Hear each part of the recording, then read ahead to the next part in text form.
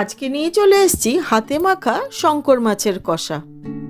প্রথমেই মাছগুলি ধুয়ে জল ঝরিয়ে দিয়ে দিলাম লবণ, হলুদ, কাশ্মীরি রেড চিলি পাউডার, ধনে পাউডার, জিরে আর শুকনো লঙ্কা বেটে নিচ্ছি, সেটা দিয়ে দিলাম কাঁচা লঙ্কা, রসুন, আদা পেস্ট, কিছুটা পেঁয়াজ কুচি, কাঁচা সর্ষের তেল, তার সাথেই দিয়ে দিচ্ছি বেশ খানিকটা টমেটো কুচি। দিয়ে সব উপকরণগুলোকে খুব ভালো করে মেখে কিছুক্ষণের জন্য রেস্ট করতে রাখছি।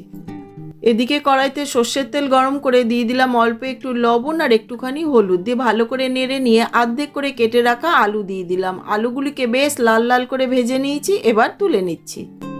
এবার একই তেলের মধ্যে দিয়ে দিলাম ইলাইচি, দারচিনি, অল্প একটু জিরে, তার সাথে দিয়ে দিলাম একটা পেঁয়াজ কুচি। পেঁয়াজটাকে একদম লাল করে ভেজে নিয়েছি। এইবার আগের থেকে ম্যারিনেট করে রাখা শঙ্কর মাছগুলি দিয়ে দিলাম, দিয়ে খুব ভালো করে কষিয়ে নিচ্ছি। কষাতে কষাতে তেল ছেড়ে আসবে, সেই রকমভাবে কষিয়ে নিতে হবে।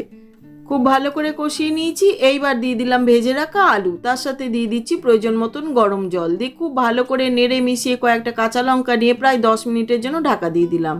হয়ে গেছে। ঢাকাটা খুলে দিয়ে দিচ্ছি ঘি, গরম মশলা পাউডার, অল্প একটু চিনি, দিয়ে খুব ভালো করে নেড়ে নিচ্ছি। ব্যাস রেডি। আমি দেখে নিচ্ছি, দেখুন আলুগুলো কত সুন্দর গলে গেছে।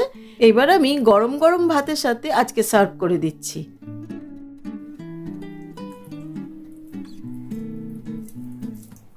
আমি একটুখানি দিচ্ছি, তুই খেয়ে দেখ এটা কেমন হয়েছে। গরম না, ঠিক আছে। পুরো মাংস ফিল মাটনের মতন লাগছে, মানে স্বাদটা গন্ধটাও সেরকমই আসছে। অসাধারণ হয়েছে। অবশ্যই একবার ট্রাই করুন।